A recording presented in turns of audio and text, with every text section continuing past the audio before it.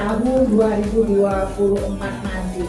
Saya pikir kita boleh mulai menyusun rencana kerja, karena biar nanti implementasi yang akan kita jalankan itu bisa teratur, tidak dadakan, bisa bisa nanti untuk bagaimana kita step by step yang ada di dalam perencanaan kinerja itu dapat kita jalankan.